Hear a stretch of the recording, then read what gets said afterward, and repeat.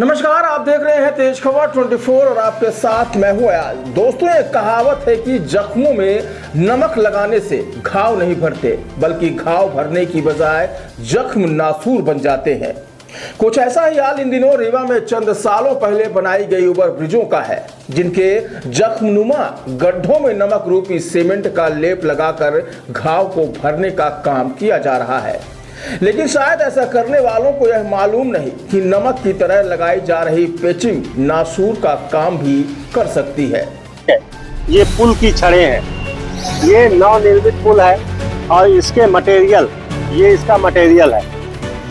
अब आप ही सहज अंदाजा लगा सकते हैं कि किस तरह से गुणवत्ता का ध्यान रखा गया है।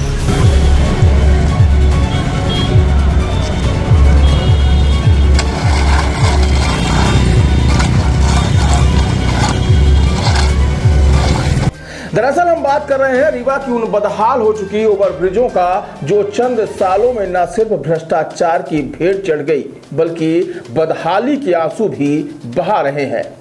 सबसे पहले हम आपको वह तस्वीरें दिखाते हैं जो तेज खबर 24 द्वारा ओवर ब्रिजों के निर्माण की गुणवत्ता में बरती गई लापरवाही को प्रमुखता से दिखाया गया, जिसके बाद खबर का असर कुछ यूं हुआ कि 24 घंटे के भीतर ओवर ब्रिजों में पेचिंग का काम शुरू कर दिया गया।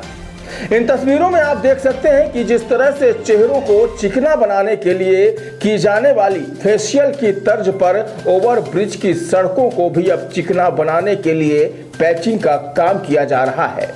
इन तस्वीरों को देखने के बाद सवाल यह उठता है कि क्या रीवा में करोड़ों की लागत से बनी इन ओवर ब्रिज महज एक चाइना का सामान बन गई हैं, जिन्हें बनाने वाली एजेंसियों ने कोई गारंटी नहीं दी है।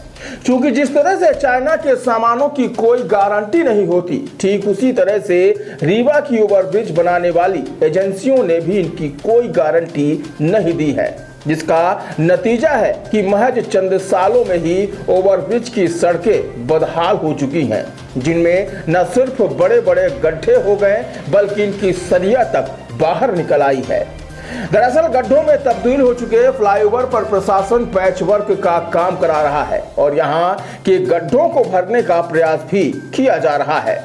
बता दें कि शहर के सिरमौर चौराहा फ्लाईओवर पर प्रशासन ने डामरीकरण कराया था, जो बारिश के मौसम में पूरी तरह उखड़ गई और बड़े बड़े गड्ढे हो गए। इस वजह से वाहन चालकों को आवागमन में भी काफी परेशानियों का सामना करना पड़ता है। वहीं कंक्रीट सड़क में भी कई जगह दरारें आ गई थी। ऐसे में पैच वर्क कराया जा रहा है। फिलहाल कंक्रीट में आई दरारों को भी भरा जा रहा है।